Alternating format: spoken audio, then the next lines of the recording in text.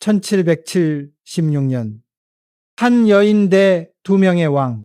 그녀는 왕후도 아니었고 양반가의 규수도 아니었습니다. 상복을 입은 궁녀, 그저 그뿐이었죠. 하지만 그녀의 아름다움은 늙어가는 왕의 심장을 사로잡았고 부자간의 유대를 산산조각 냈습니다. 24년 후 젊은 정조 임금은 그녀의 죽음을 명했습니다. 조선 역사가 가장 위험한 여인이라 낙인 찍은 수계문 씨. 그녀는 과연 누구였을까요? 오늘 밤 우리는 금기된 역사의 장을 펼칩니다. 욕망과 권력, 그리고 복수의 이야기, 한 왕조를 잿더미로 만들어버린 그 불꽃 같은 여인의 기록입니다. 1751년 겨울, 창경궁에 한방눈이 내렸습니다. 효장 세자빈의 장례가 거행되던 날이었습니다. 궁궐 전체가 상복의 흰빛으로 뒤덮였고 곡소리가 담장 너머까지 메아리 쳤습니다. 그 슬픔의 공간 속으로 한 여인이 조용히 걸어 들어왔습니다. 문씨, 면사포로 얼굴을 가린 궁녀였지만 촛불이 그녀의 눈동자를 스치는 순간 무언가가 달랐습니다. 슬픔 속에서도 빛나는 그 시선, 검은 상복 사이로 드러난 하얀 손목, 그리고 말로 표현할 수 없는 그 기품. 환갑을 넘긴 영조 임금이 그녀를 보았습니다. 60세의 왕, 무수한 정쟁과 당파 싸움으로 지쳐있던 그는 오랜 세월 동안 느껴보지 못한 감정을 마주했습니다. 심장이 다시 뛰기 시작했습니다. 식어버린 줄 알았던 피가 뜨거워졌습니다. 살아있음을 다시 느꼈습니다. 이곳은 상가였습니다.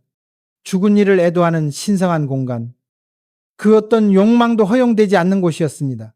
하지만 왕은 예법을 깨뜨렸습니다. 시선을 거두지 못했습니다. 신하들이 보는 앞에서 그녀에게 다가갔습니다. 상가에서 욕망이 태어났습니다. 그날 밤 궁궐들의 붉은 동백꽃 한 송이가 흰눈 위로 떨어졌습니다. 금기의 징조였습니다.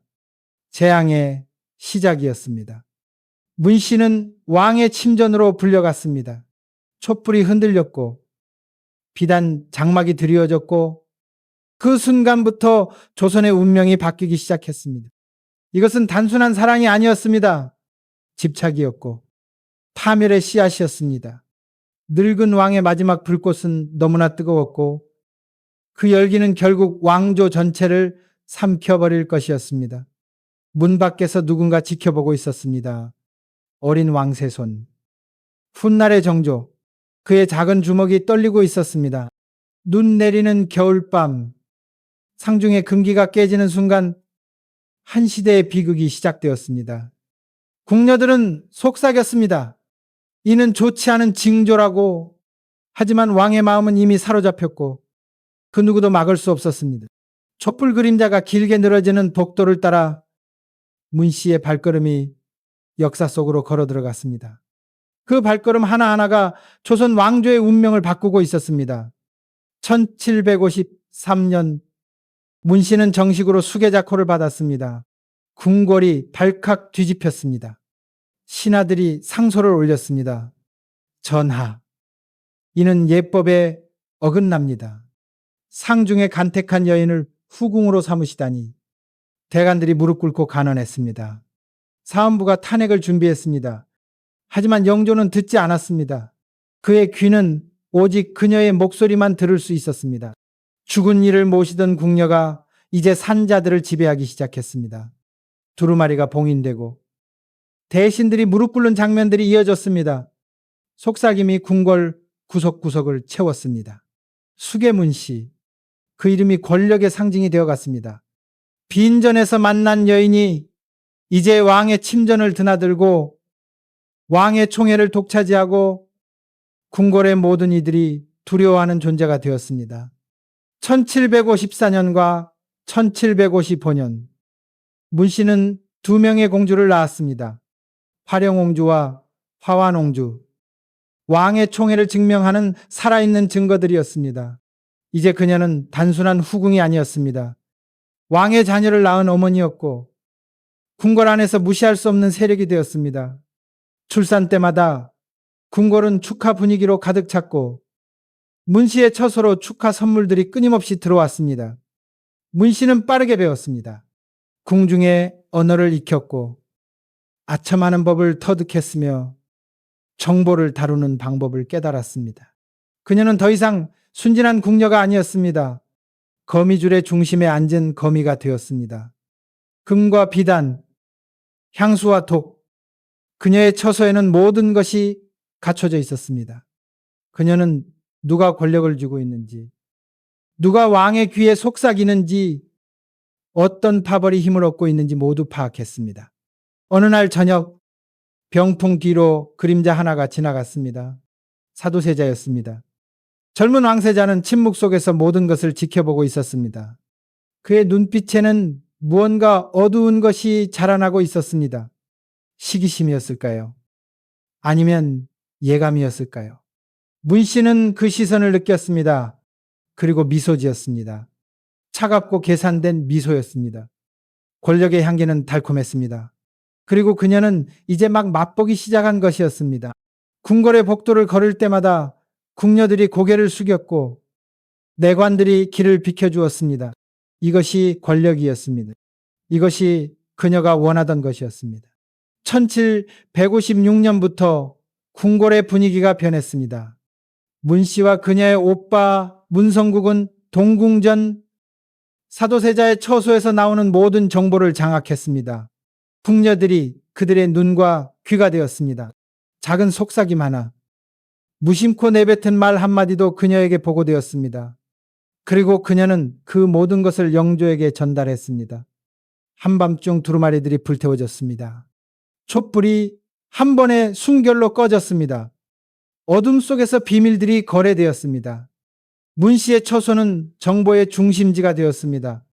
누가 누구를 만났는지, 어떤 대화가 오갔는지, 세자가 무엇을 했는지, 모든 것이 그녀의 귀로 흘러들어왔습니다. 사도세자의 분노는 깊어져만 갔습니다. 그의 어머니 해경궁 홍 씨는 절망했습니다. 그녀가 남긴 한중록에는 이렇게 적혀 있습니다. 궁궐이 지옥이 되었다고.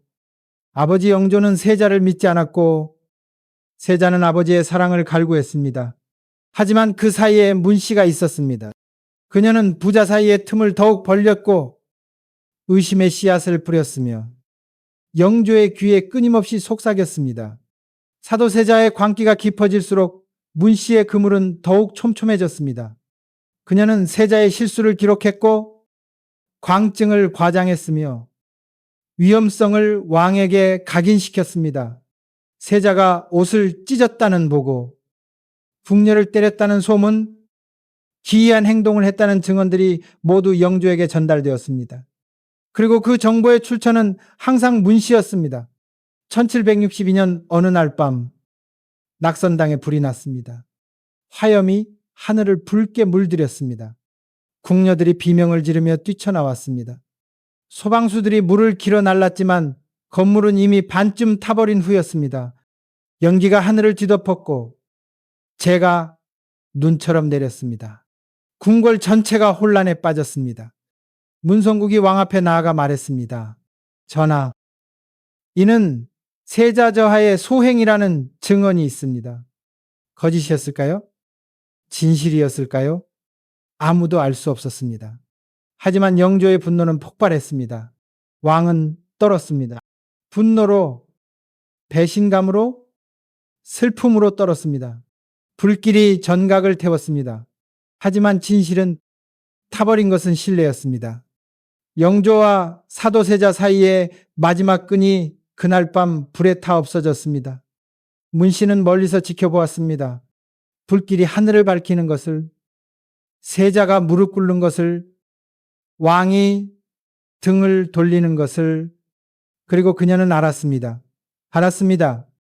자신의 승리를 1762년 윤호월 13일 이모하변, 역사상 가장 비극적인 날 중 하나였습니다.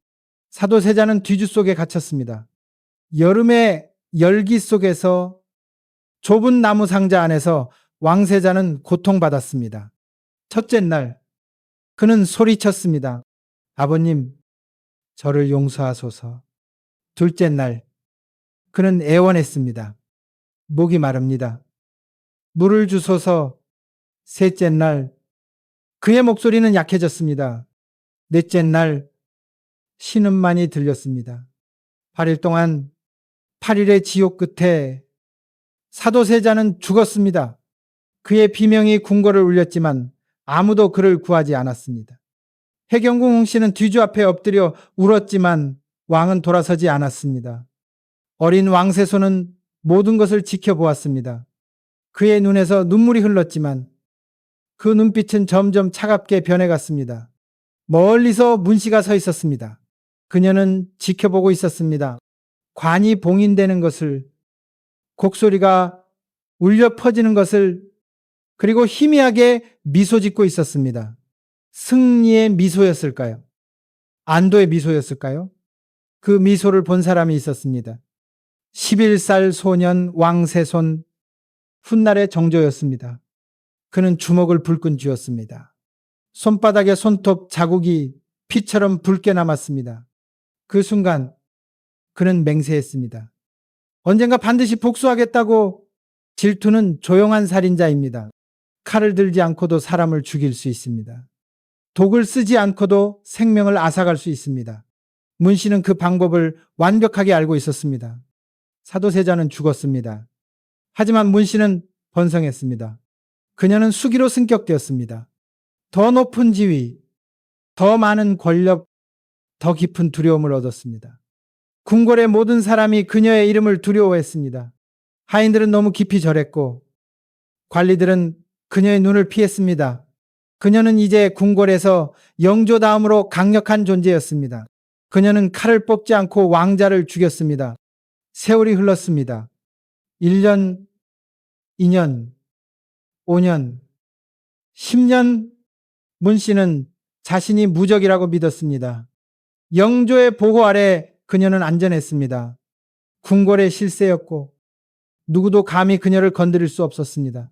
그녀의 두 딸들은 성장했고 그녀의 오빠는 권력의 핵심에 자리 잡았으며 그녀의 이름은 두려움의 상징이 되었습니다.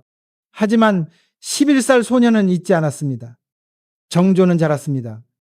몸도 커졌고 마음도 단단해졌으며 지혜도 깊어졌습니다. 그는 책을 읽었습니다. 역사를 공부했습니다. 정치를 배웠습니다. 그리고 기다렸습니다. 복수의 때를 기다렸습니다.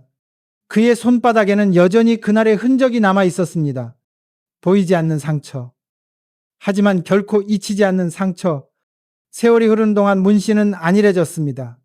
그녀는 영조가 영원히 살 것이라고 착각했고 자신의 권력이 영원할 것이라고 믿었습니다. 하지만 시간은 모든 것을 바꿉니다. 1776년 3월 5일 번개가 쳤습니다. 조종이 울렸습니다. 궁궐 전체가 곡소리로 가득 찼습니다. 영조 임금이 승하했습니다. 82세의 삶을 마감한 왕. 그는 오랜 세월 동안 조선을 다스렸고 많은 개혁을 이루었으며 동시에 가장 큰 비극도 만들었습니다. 그의 아들을 죽인 것, 그리고 그 죽음의 그림자 뒤에 서 있던 여인을 보호한 것, 궁궐이 곡소리로 가득 찼습니다. 하지만 어느 구석에서는 다른 소리가 들렸습니다. 변화의 바람이 불고 있었습니다. 정조가 왕위에 올랐습니다. 25세의 젊은 왕. 그의 첫 번째 시선은 차갑고 단호했습니다. 그는 아버지의 영정을 바라보며 무릎 꿇었습니다. 눈물이 흘렀습니다. 하지만 그 눈물 너머에는 결의가 있었습니다. 14년을 기다렸다고 이제 때가 왔다. 문씨는 처음으로 두려움을 느꼈습니다. 그녀는 정조의 눈을 보았습니다. 그 차가운 눈빛을, 그 단호한 표정을, 그리고 알았습니다. 자신의 시대가 끝났다는 것을. 정조 주기 20일 후 칙령이 내려졌습니다. 빠르고 단호하고 돌이킬 수 없는 명령이었습니다. 수계문씨의 모든 자코를 박탈한다. 그 일가를 노비로 삼는다. 그 이름을 역사에서 지운다. 대신이 공식 선언문을 낭독했습니다. 반역의 죄목들이 궁궐을 울렸습니다. 선왕을 현혹하여 왕세자를 해쳤다. 거짓 정보로 부자간을 이간질했다. 궁궐의 혼란을 일으켰다. 나라의 기강을 무너뜨렸다. 문 씨의 이름이 검은 목으로 쓰여진 후 피처럼 붉은 물로 씻겨 내려갔습니다. 상징적인 처형이었습니다. 존재의 지우기였습니다. 문 씨의 반응은 단계적이었습니다. 처음에는 오만함이었습니다. 감히 나는 선왕의 총애를 받은 수기이다. 하지만 곧 현실을 깨달았습니다. 그 다음은 두려움이었습니다. 이럴 수가 없어. 그녀의 손이 떨렸습니다. 얼굴이 창백해졌습니다. 24년 동안 쌓아온 모든 것이 하루아침에 무너졌습니다. 그리고 애원이었습니다. 전하, 제발 용서하소서. 저는 그저 왕명을 따랐을 뿐입니다. 제 죄가 무엇입니까? 하지만 정조는 차갑게 대답했습니다. 내 죄는 내 아버지를 죽인 것이다. 마지막은 체념이었습니다. 침묵 속의 받아들임. 그녀는 더 이상 말하지 않았습니다. 더 이상 애원하지 않았습니다. 그저 고개를 숙였을 뿐입니다. 1776년 8월 10일 비가 내렸습니다. 장마철의 무거운 빗줄기가 기왓장을 두드렸습니다. 어두운 방 안에 문 씨가 홀로 앉아 있었습니다. 앞에는 독이 든 찻잔이 놓여 있었습니다. 사약이었습니다. 촛불이 흔들렸습니다. 빗소리가 기왓장을 두드렸습니다. 그녀는 한때 왕을 매혹시켰습니다. 이제 그녀는 홀로 마십니다. 그녀의 인생이 주마등처럼 스쳐 지나갔습니다. 1751년 겨울 눈 내리는 날 처음 왕을 만났던 순간, 수계자코를 받았던 날의 환희, 두 딸을 낳았을 때의 기쁨, 권력의 정점에 섰을 때의 도취감, 그리고 사도세자가 죽던 날 그 희미한 미소. 그녀의 손이 떨렸습니다. 찻잔을 들어 올렸습니다. 잠시 멈췄습니다. 후회했을까요? 아니면 여전히 자신이 옳았다고 믿었을까요? 우리는 알 수 없습니다. 그리고 마셨습니다. 독이 목을 타고 내려갔습니다. 같은 시각, 정조가 아버지의 신유 앞에 무릎 꿇고 있었습니다. 눈물이 빗물과 섞였습니다. 그는 속삭였습니다. 아버님, 이제 편히 쉬소서. 불효자가 마침내 원수를 갚았습니다. 이제 아버님은 편히 잠드실 수 있습니다. 밖에서는 여전히 비가 내렸습니다. 차갑고 무정하고 끝없이 내렸습니다. 정의는 차가웠습니다. 하지만 그 안에는 슬픔도 있었습니다. 정조는 울었습니다. 복수를 이루었지만 기쁘지 않았습니다. 아버지는 돌아오지 않았고 잃어버린 세월은 되돌릴 수 없었습니다. 문 씨의 몸이 천천히 쓰러졌습니다. 찻잔이 바닥에 굴러떨어져 깨졌습니다. 마지막 촛불이 꺼졌습니다. 조선에서 가장 위험했던 여인의 생이 그렇게 끝났습니다. 60세였습니다. 상복 입은 궁녀로 시작해서 수기의 지위까지 올랐다가 사약을 받고 죽는 것으로 끝난 인생이었습니다. 문 씨가 죽은 후 그녀의 가문은 완전히 파괴되었습니다. 오빠 문성국은 극형에 처해졌습니다. 효수되어 거리에 내걸렸습니다. 친척들은 노비가 되었습니다. 재산은 모두 몰수되었습니다. 그녀의 이름은 공식 기록에서 지워졌습니다. 왕실 족보에서 삭제되었습니다. 마치 그녀가 존재하지 않았던 것처럼. 하지만 두 딸 화령옹주와 화환옹주는 살아남았습니다. 정조는 그들을 죽이지 않았습니다. 그들은 어머니의 죄인이 아니었으니까요. 대신 고립시켰습니다. 궁궐 깊은 곳에 유폐시켜 세상과 단절시켰습니다. 그들은 평생을 어머니의 죄악에 대한 벌을 받으며 살았습니다. 학자들은 수세기 동안 논쟁했습니다. 문 씨는 진짜 악인이었는가? 아니면 희생양이었는가? 사도세자의 죽음에 그녀가 얼마나 책임이 있는가? 그녀는 권력을 갈망한 여인이었는가? 아니면 생존을 위해 싸운 여인이었는가? 일부 학자들은 말합니다. 그녀는 괴물이었다고, 순수한 악의로 왕세자를 죽였다고. 다른 학자들은 반박합니다. 그녀는 시스템의 희생자였다고, 궁궐이라는 감옥에서 살아남기 위해 그럴 수밖에 없었다고. 또 다른 이들은 중간 지점을 찾습니다. 그녀는 인간이었다고, 욕망도 있고 두려움도 있고 야망도 있는 평범한 인간이었다고. 다만 그 욕망이 너무 컸고 권력에 대한 갈증이 너무 강했으며 그 과정에서 선을 넘었다고 답은 여전히 불분명합니다. 역사는 그녀를 괴물로 기억합니다. 하지만 괴물은 종종 욕망에서 태어납니다. 생각해 보십시오. 그녀는 정말 선택권이 있었을까요? 궁녀로 태어나 왕의 눈에 띄고 그 시선을 거부할 수 있었을까요? 왕이 손짓하는데 물러설 수 있었을까요? 아니면 그녀는 시스템의 희생자였고 그저 살아남기 위해 최선을 다했던 것일까요? 궁궐은 아름다운 감옥이었습니다. 금과 비단으로 치장되어 있지만 여전히 감옥이었습니다. 그 안에서 여인들은 왕의 총애를 얻기 위해 싸웠고 권력을 지키기 위해 음모를 꾸몄으며 생존을 위해 서로를 짓밟았습니다. 문 씨는 그 게임의 승자였습니다. 하지만 그 승리의 대가는 너무나 컸습니다. 하지만 동시에 그녀의 행동은 한 사람의 목숨을 앗아갔습니다. 사도세자라는 한 인간을, 한 아버지를, 한 아들을, 그것은 용서받을 수 없는 죄였습니다. 그가 광기에 빠졌든, 폭력적이었든, 왕세자로서 부적합했든, 그래도 그는 인간이었습니다. 기주 속에서 8일 동안 고통받으며 죽어야 할 이유는 없었습니다. 그리고 그 죽음의 그림자 뒤에 문 씨가 서 있었다면 그것은 분명 죄악입니다. 흰 눈 위에 붉은 동백꽃. 하지만 이번에는 꽃이 천천히 녹아내립니다. 붉은색이 흰 눈과 섞이며 흐려집니다. 분홍빛이 되고 옅은 붉은빛이 되고 그리고 완전히 사라집니다. 마치 처음부터 없었던 것처럼 문 씨의 인생도 그랬습니다. 찬란하게 피어올랐다가 비극적으로 지고 역사 속에서 지워졌습니다. 그녀는 상복의 죄에서 일어났고 복수의 죄로 돌아갔습니다. 그 죄들 사이에 그녀가 불태운 제국이 서 있었습니다. 오늘날 우리는 여전히 권력과 유혹에 대해 이야기합니다.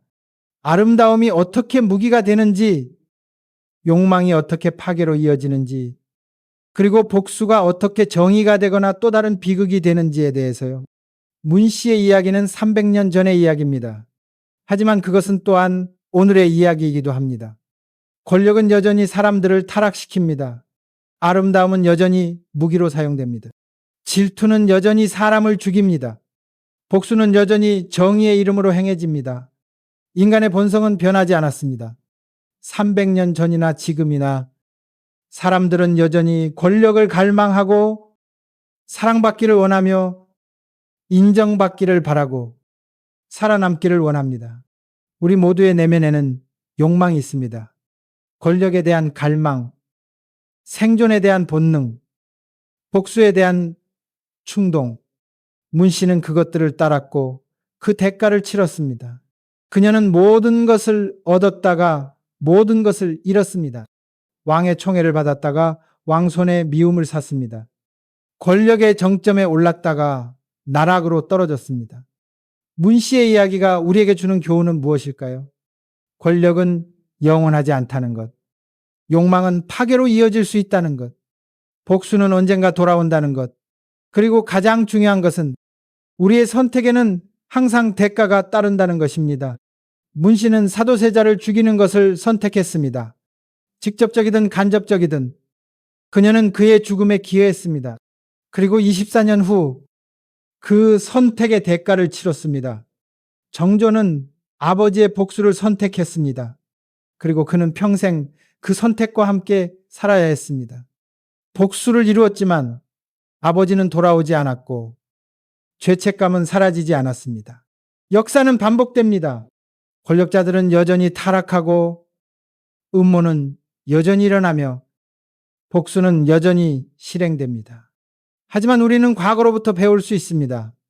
문 씨의 이야기에서 사도세자의 비극에서 정조의 복수에서 무언가를 배울 수 있습니다. 궁궐의 촛불이 모두 꺼졌습니다. 비는 그쳤습니다. 새벽이 밝아옵니다. 하지만 어둠의 기억은 남아 있습니다. 문 씨의 이야기는 끝났지만 그녀가 남긴 상처는 오래도록 조선을 괴롭혔습니다. 정조는 평생 아버지의 명예를 회복하기 위해 노력했습니다.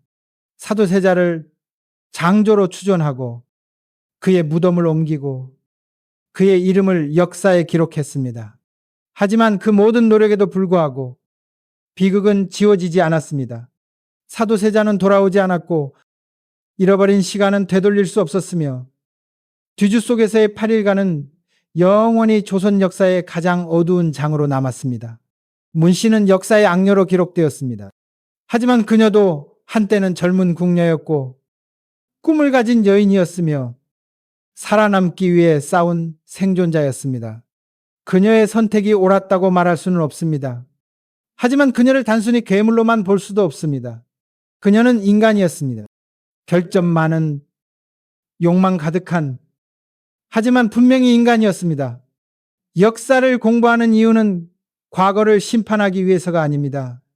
미래를 위해 배우기 위해서입니다. 문 씨의 이야기에서 우리는 배웁니다. 권력의 위험성을, 욕망의 파괴력을, 복수의 공허함을, 그리고 인간 본성의 복잡함을 300년이 지난 지금 우리는 여전히 그녀의 이야기를 합니다. 왜일까요? 그것이 단순히 스캔들이어서일까요? 아니면 그 안에 우리 모두의 모습이 담겨 있기 때문일까요? 권력을 원하는 마음, 인정받고 싶은 욕구, 살아남고 싶은 본능, 이 모든 것은 인간의 보편적인 감정입니다. 문 씨는 그 감정들을 극단까지 밀어붙였습니다. 그리고 그 대가를 치렀습니다. 우리는 그녀의 이야기에서 경고를 듣습니다. 욕망을 추구하되 선을 넘지 말라고, 권력을 원하되 타인을 짓밟지 말라고, 살아남되 인간성을 잃지 말라고, 가야금과 첼로의 선율이 천천히 흘러나옵니다. 슬프고 아름답고 동시에 섬뜩합니다. 그 선율 속에 문 씨의 인생이 담겨 있습니다. 시작의 순수함, 중간의 화려함, 그리고 끝에 비극. 음악이 점점 작아집니다. 사라져갑니다. 침묵. 역사는 반복된다고 믿는다면 그녀의 이름을 기억하십시오. 수계 문 씨를, 왕조를 무너뜨린 치명적인 여인을, 권력의 정점에 올랐다가 복수의 칼날에 쓰러진 여인을, 그녀의 이야기는 경고입니다. 욕망의 끝에 무엇이 있는지, 권력의 정점에서 무엇을 보게 되는지, 그리고 복수가 얼마나 차갑고 공허한지를 보여주는 경고입니다. 오늘 밤 우리는 금기된 역사의 한 장을 닫습니다. 하지만 그 교훈은 여전히 살아 있습니다. 촛불이 모두 꺼진 어두운 궁궐에서 문 씨의 영혼은 여전히 방황하고 있을지도 모릅니다. 용서받지 못한 죄악과 함께, 이루지 못한 꿈과 함께, 그리고 되돌릴 수 없는 선택과 함께